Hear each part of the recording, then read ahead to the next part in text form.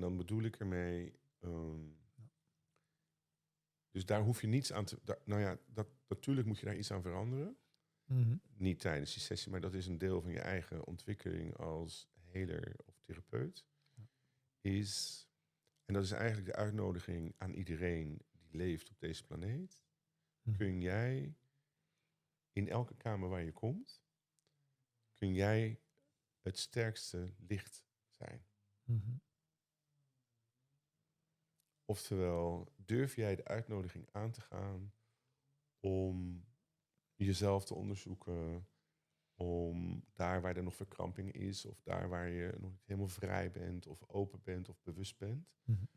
dat je daar, Mm-hmm.